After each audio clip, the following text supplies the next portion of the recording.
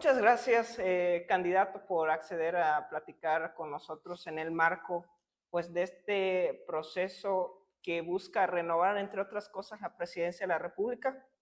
Pero ustedes, como proyecto, como plataforma comunista, igual tienen unas intenciones mucho más allá.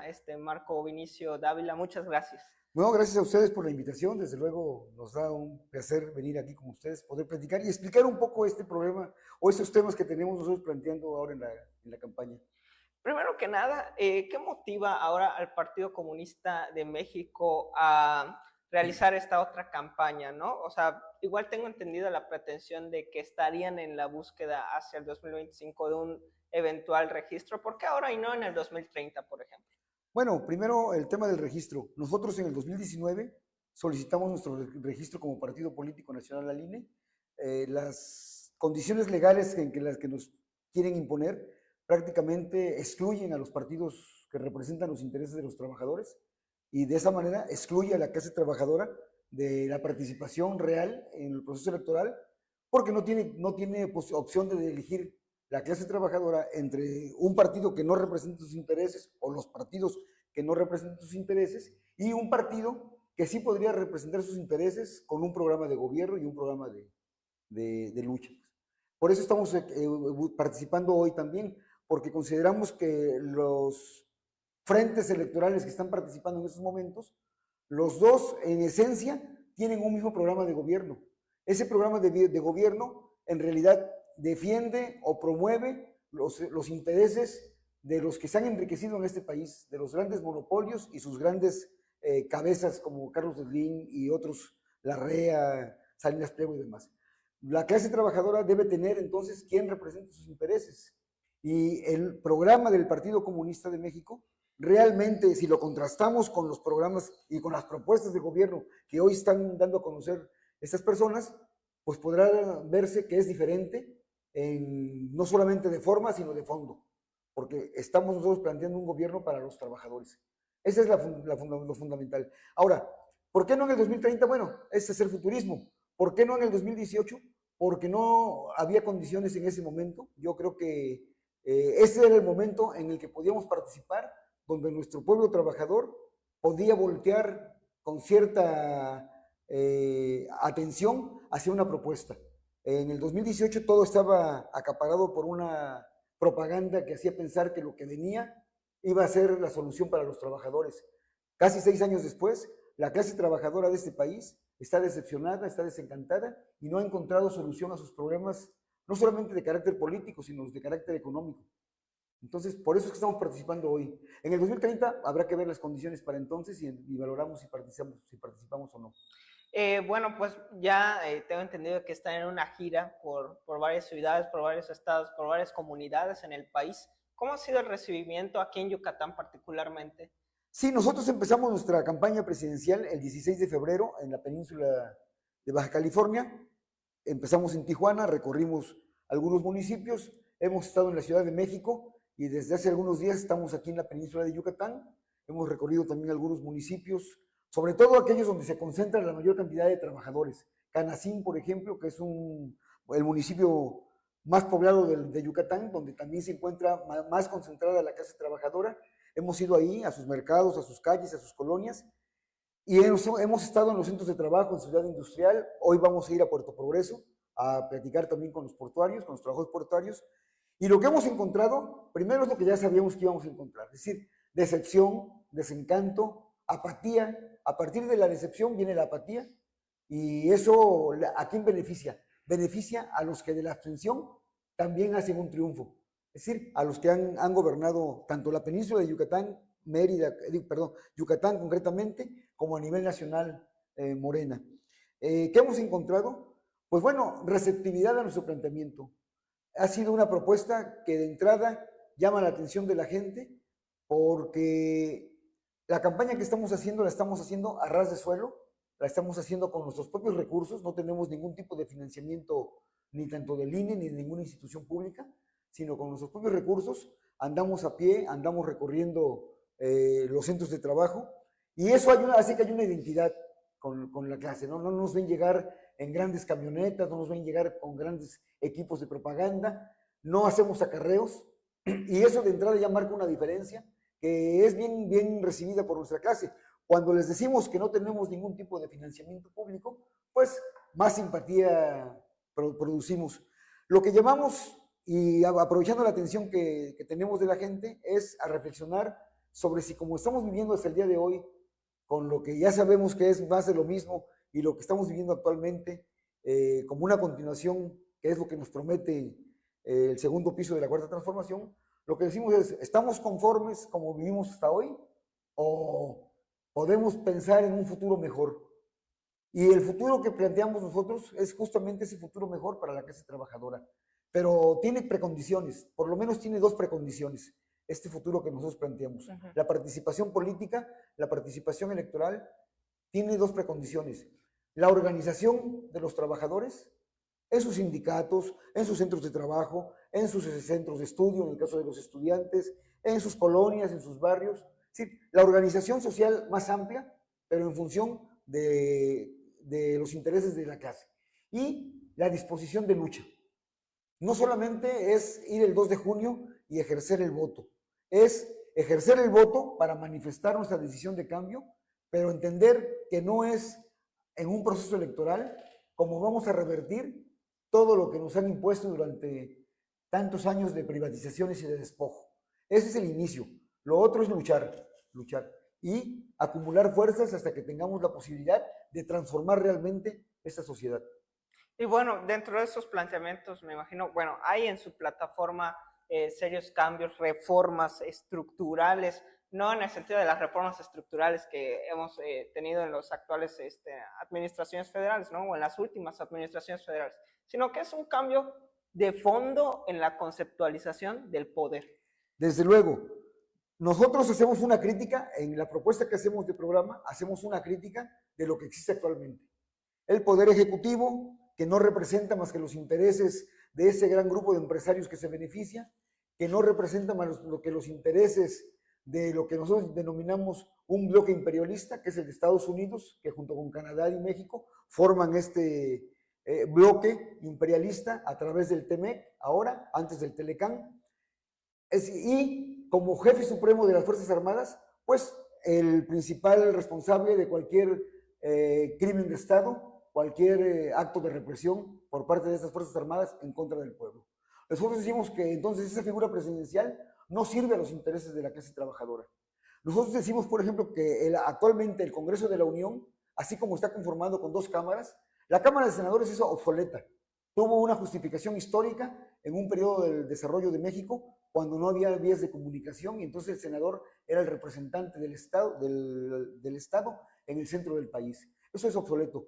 Pero la Cámara de Diputados actual también no representa los intereses de sus electores, representa los intereses de aquellos grupos que los financian, incluyendo grupos del crimen organizado. ¿Qué proponemos nosotros entonces? Desaparecer la figura presidencial, porque no sirve para los intereses de la clase, desaparecer la composición bicameral del Congreso y establecer una Asamblea Nacional.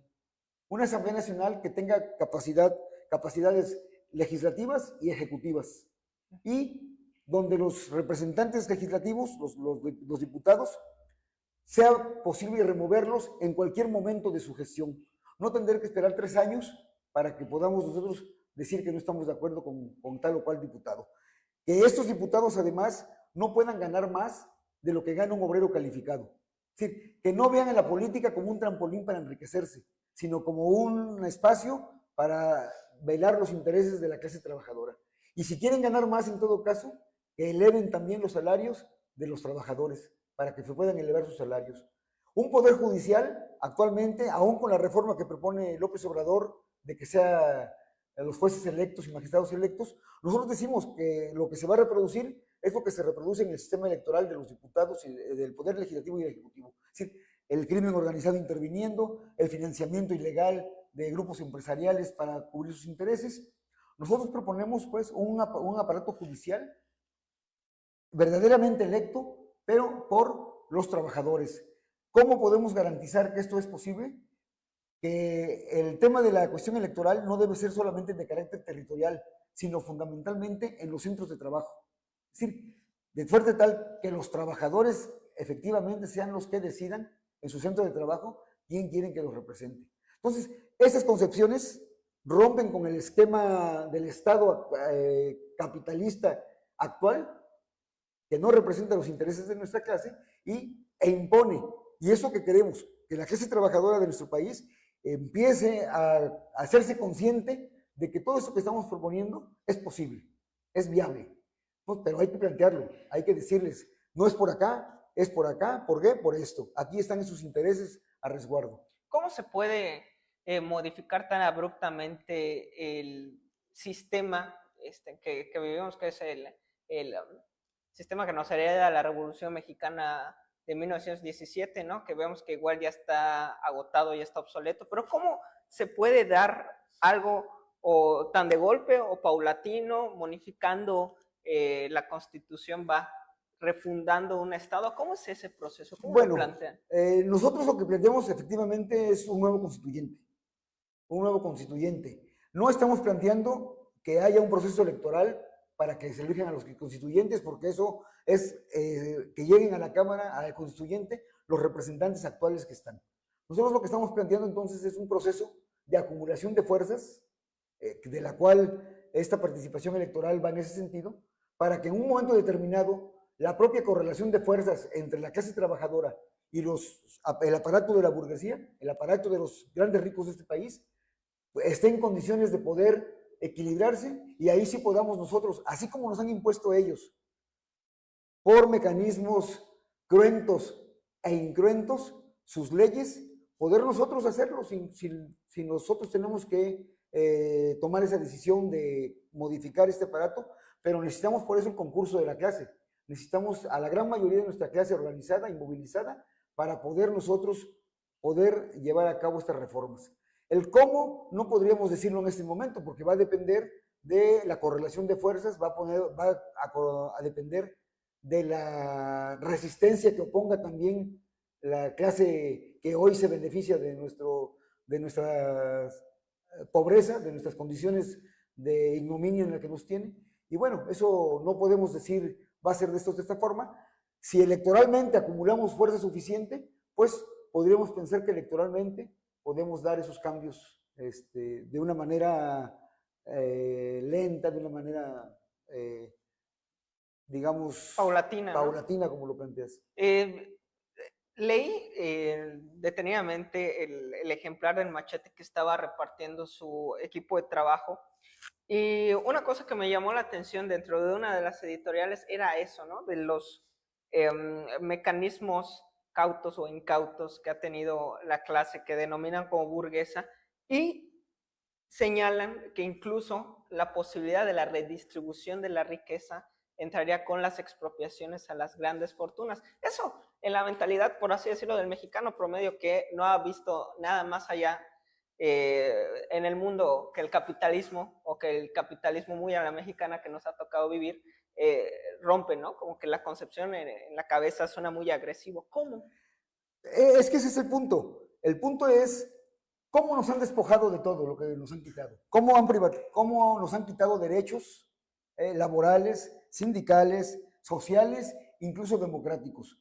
Cómo nos han arrebatado la riqueza que teníamos en este país hasta los años 70 o principios de los 80. Nos han arrebatado eso despojando, con privatizaciones, con despojo abierto, con modificaciones a la Constitución, con reformas constitucionales, con modificaciones a leyes secundarias.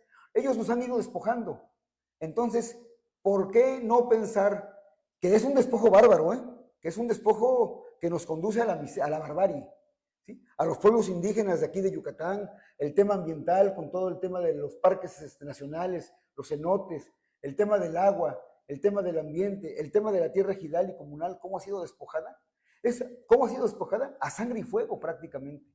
¿Sí? No les ha importado la vida de comunidades enteras, no les ha importado la vida de generaciones enteras, y nosotros no tenemos, o tenemos que plantearnos igual, que hay que ser radicales como ellos para poder recuperar nuestros derechos. Por eso nosotros decimos, ante la privatización y el despojo, expropiación, nacionalización, requisa y socialización de los medios de producción. Esta es nuestra propuesta. Radical, sí, pero más radical es lo que nos han hecho todos estos años, los que siguen gobernando, que nos siguen despojando, que nos siguen arrebatando derechos, que nos siguen arrebatando libertades incluso, y ya no hablemos de la riqueza. Nos han quitado la minería, el petróleo, aunque se anuncie que López Obrador recuperó para el Estado 13 empresas eléctricas, lo cierto es que les da a concesionar a otro número igual de empresas mexicanas, pero finalmente empresas particulares. Entonces sigue la privatización y sigue el despojo.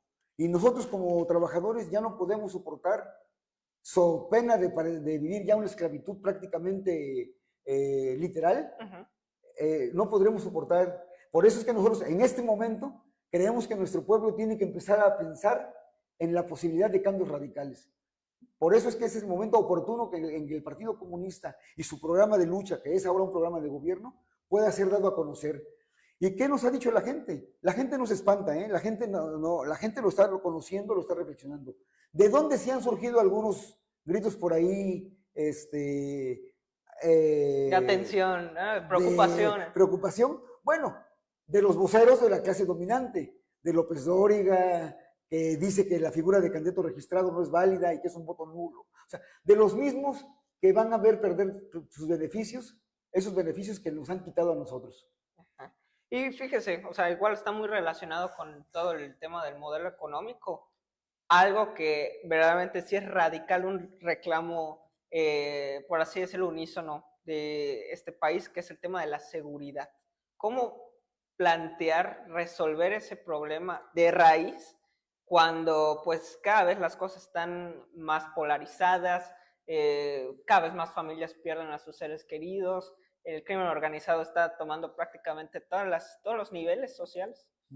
Bueno, es que precisamente hay un entrelazamiento, hace rato lo decía yo con la figura presidencial, hay un entrelazamiento entre el poder político, el poder económico y los grupos criminales, no solamente el narcotráfico es una expresión. Hablamos de grupos criminales que nos referimos al tráfico de personas, a la trata de blancas, al tráfico de órganos, al tráfico de especies en peligro de extinción, es decir, a los giros negros. El crimen organizado tiene una variedad inmensa de espacios que no podemos reducir.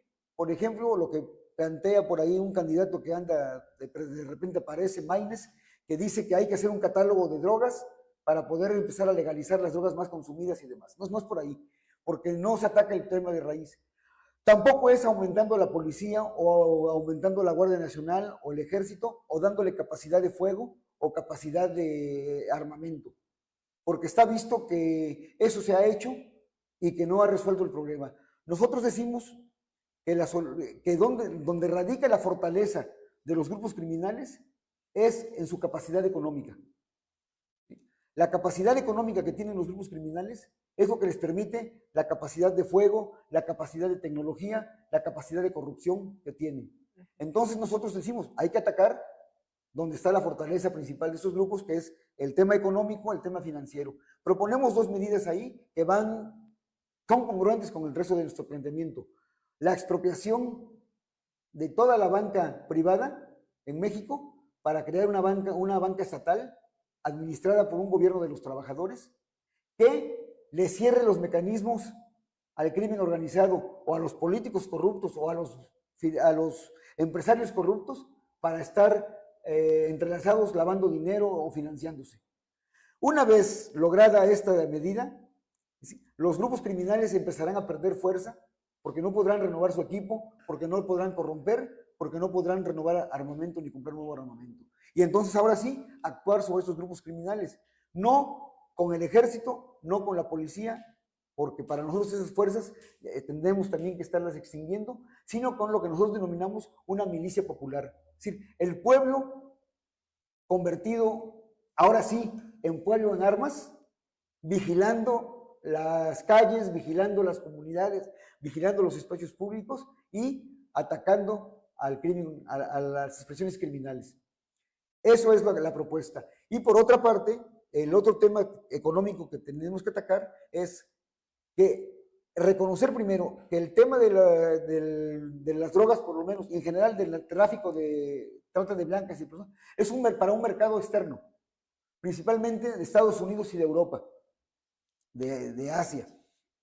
Entonces nosotros hicimos cancelar el Tratado de Libre Comercio con América del Norte, ahora TEMEC, y cancelar todos los acuerdos comerciales que permiten artilugios legales para que se puedan llevar a cabo estas actividades comerciales ilícitas.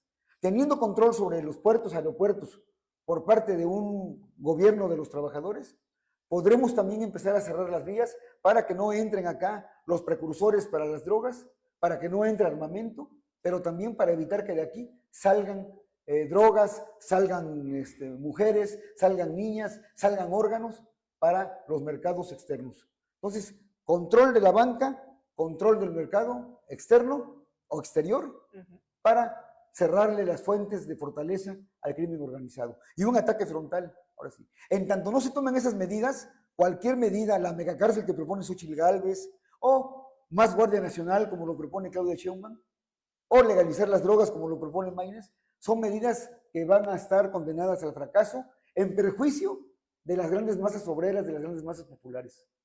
Y bueno, finalmente, para ir cerrando esta conversación, también hay como que dos temas que abundan en el debate y en las preocupaciones de la sociedad. Desde luego la educación, todo el tema del rezago, las brechas de desigualdad para poder acceder a la educación propiamente y a la salud, ¿no?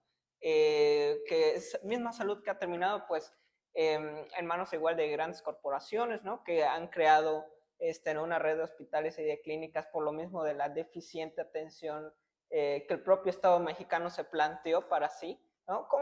¿Cuál es la propuesta que tiene el Partido Comunista en México? Mira, el tema ahí es que los servicios sociales, como la educación, como la salud, pero también como la vivienda, los servicios como la electricidad, el agua potable, el transporte o incluso el internet, son vistos como mercancías. Y en tanto sean vistos como mercancías, pues se van a ofrecer como tales. Quien pueda pagarlas va a poder tener acceso a ellos. Por otra parte, hay una política permanente de reducción de los presupuestos públicos para la salud, para la educación, por hablar, para la inversión en infraestructura. Se reducen los presupuestos. Entonces, eso es lo que genera la problemática. Nosotros decimos, en el tema de la educación, primero, que la educación no debe ser vista como una mercancía, sino como un tema de derecho social.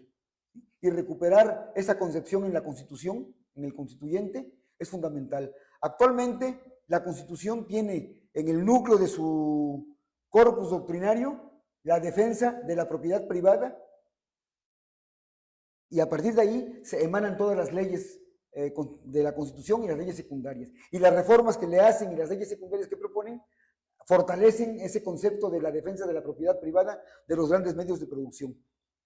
Nosotros decimos, lo que tenemos que poner en el centro de un cuerpo constitucional es la salvaguarda de la propiedad social de los medios de producción socializados, las grandes industrias, las grandes empresas, las minas, el petróleo, el agua, como productor de energía eléctrica incluso, ¿sí?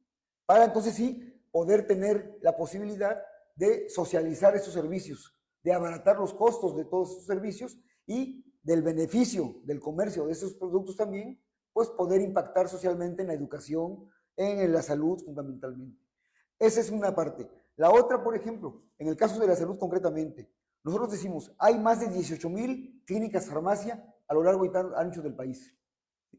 Nosotros decimos, expropiar todas esas clínicas farmacias e integrarlas al sistema de salud pública como unidades médicas familiares de primer nivel. Resolvemos un problema grave de aproximadamente el 70% de abasto de la atención a la población, pero además con una ventaja, que las clínicas farmacias están casi siempre cerca de los domicilios de la gente, de donde vive la gente trabajadora. Eso por una parte. Y desde luego los trabajadores de ese sistema de salud privado, que actualmente no tienen ningún tipo de derecho laboral, ni sindical, ni de garantía de largo plazo como una jubilación o una pensión, sean integrados por el sistema de salud pública. Lo mismo con la educación. Planteamos la expropiación y socialización de todas las instalaciones, escuelas, edificios, bibliotecas, gimnasios, en general las instalaciones, e integrarlas al sistema de salud, de educación pública, y a la vez de ello, toda la plantilla laboral de profesores que hoy están totalmente precarizados, integrarlos también al sistema de salud, de educación pública. Entonces, son medidas radicales de expropiación, ¿sí? Que va a haber mucha resistencia por parte de los grandes dueños de esas corporaciones, pero son medidas necesarias para la sobrevivencia de la clase trabajadora. Por eso lo planteamos abiertamente, lo hacemos con nuestros nombres a la luz del día, sin ningún fin que pudiera hacer pensar en nada más, que es algo malo, pues. Creemos que es lo justo, que es lo correcto para nuestra clase, y así lo estamos planteando en esta campaña electoral. Se me ocurren dos preguntas. Hablando de todo esto, Estados Unidos, o sea, es inevitable que ante un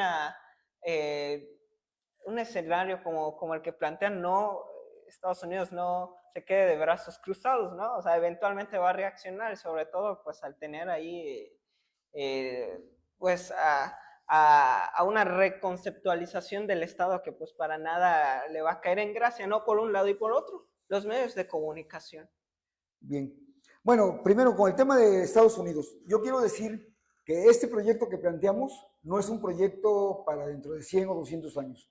Es un proyecto que se puede ya empezar a desarrollar si la clase obrera se decide en el momento presente. En el mismo día de hoy, si nos tuviéramos que tomar la decisión y se pudiera ya empezar a esa transformación, hoy puede iniciar y tiene viabilidad en el momento contemporáneo actual.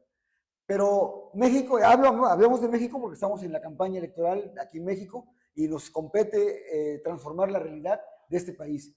Pero México forma parte del concierto mundial, ¿sí? Estamos entrelazados, nuestra economía está interdependiente con la economía mundial, de suerte que lo que nosotros estamos planeando para México, estamos seguros que en otros países del mundo, la misma crisis capitalista, la misma crisis de derechos laborales, sindicales, la misma situación económica que vivimos aquí en México, la misma cuestión del cambio climático con sus efectos sobre la naturaleza y por lo tanto sobre la sociedad humana, pues la vivimos en todo el mundo, de manera tal que nosotros creemos y estamos convencidos de que en otros países hay esta misma necesidad de cambio, hay este mismo planteamiento, incluso en los mismos Estados Unidos, los trabajadores de Estados Unidos tienen esta misma necesidad de cambiar. Entonces nosotros decimos que si caminamos con esto aquí es porque seguramente en otros lugares del mundo, en otros países, la clase trabajadora, la clase obrera, con sus partidos comunistas o con sus partidos de trabajadores o con sus organizaciones sindicales, estarán haciendo lo propio. Sobre todo en un contexto que no hay que perder de vista de guerra. Hoy tenemos una guerra imperialista en Ucrania, la invasión de Rusia a Ucrania, la guerra del Estado israelí despojando al pueblo palestino de sus territorios, el conflicto que está caliente en el mar de China con Taiwán, los conflictos con Yemen, Estados Unidos. O sea, hay un escenario de guerra generalizado que puede transformar de un día para otro las condiciones en las que nos desarrollamos y puede favorecer que haya cambios como el que estamos planteando. Por eso es que de pensar que la cercanía de Estados Unidos nos va a hacer imposible esto, no. Lo va a dificultar como en China o como en Europa, lo va a dificultar la Unión Europea, o como en Asia lo va a dificultar China, o como en Oceanía lo va a dificultar Australia. Pero es viable, eso estamos convencidos y bueno, no tenemos duda de que por ahí es el rumbo nosotros y es lo que estamos diciéndole a los trabajadores. Y los medios de comunicación. Bueno, ahí hay que entender dos niveles. Los grandes corporativos de comunicación obedecen a intereses de esos grandes, de sus directivas, de sus CEOs, de sus líneas editoriales y de sus contradicciones de intereses con otros medios de comunicación. Esos medios, pues en su momento se verá si son expropiados o desaparecen o quién sabe qué va a pasar. Pero los periodistas, y es lo que nos interesa, están también siendo precarizados. Los periodistas, hablemos de México, pues, donde es un país de los más violentos para ejercer el periodismo, incluso solamente comparado con Gaza o con Ucrania, que están en guerra. ¿Sí? Entonces, los periodistas son trabajadores también, y como tales los vemos, y como tales entramos en relación con ellos, e incluso muchos periodistas, por eso es que esta campaña, a pesar de que no cuenta con recursos financieros del INE para pagar medios periodísticos para que nos hagan publicidad, encontramos eco, poco, mucho, pero encontramos eco y eso nos da espacio para difundir. ¿Por qué? Porque hay una identidad de clase entre el trabajador del periodismo, entre el reportero, entre el locutor, entre el analista, ¿sí? Que no tiene tampoco seguridad social, que no tiene tampoco prestaciones laborales, que le pagan por maquila de nota, ¿sí? Y ellos nos han permitido justamente eso, difundir, simpatizan con nuestras ideas, no todos, desde luego, pero los de a pie, los grandes medios y sus voceros. López Dóriga acaba de sacar un video donde diciendo que el voto nulo, que el voto no registrado es un voto nulo. Y eso lleva dedicatoria. Nosotros hemos explicado ya con la ley en la mano que no es un voto nulo, que es un voto válido, pero bueno, es la lucha, y es la lucha de clases, decimos nosotros, es la guerra, y así es esto. Pero los medios de comunicación, pues, en tanto grandes corporativos, monopólicos, pues serán expropiados seguramente también para ponerlos al servicio de los trabajadores, y apelamos a la convicción y a la conciencia de los periodistas para que analicen, valoren este programa y vean que también los favorece a ellos como trabajadores del periodismo. Bueno, le agradezco mucho su tiempo para esta conversación y antes de finalizar, ¿algún mensaje que le quiera dirigir aquí a esta cámara a los jóvenes que pues son la mayoría en el padrón electoral nacional y también aquí local? Bueno, a los jóvenes y a las mujeres, jóvenes y no tan jóvenes.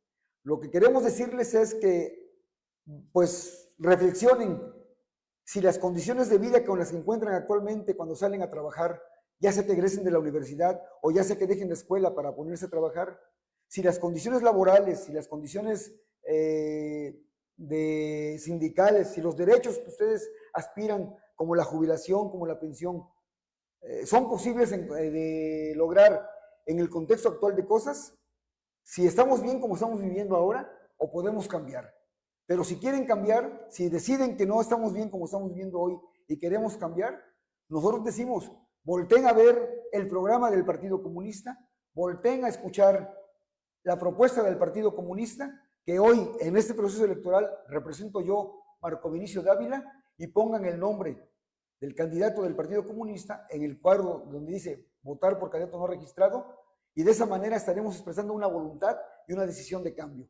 Pero no solamente queden ahí, jóvenes, la participación electoral, la participación política debe ser permanente, debe ser todos los días, y entonces los invitamos pues a que busquen un espacio organizativo. Si hay condiciones precarizadas en su trabajo, pues tratar de organizarnos y formar un sindicato. Si ya hay el sindicato, tratar de democratizarlo. Lo importante es no ser actores pasivos ya en la vida pública de este país, convertirnos en sujetos de cambio transformador. Ese es el mensaje para la juventud y para las mujeres trabajadoras y en general para todos los trabajadores de Yucatán. Muy amable, muchas gracias. Pues gracias a ti. Marco Vinicio Dávila, candidato no registrado del Partido Comunista de México a la presidencia de la República.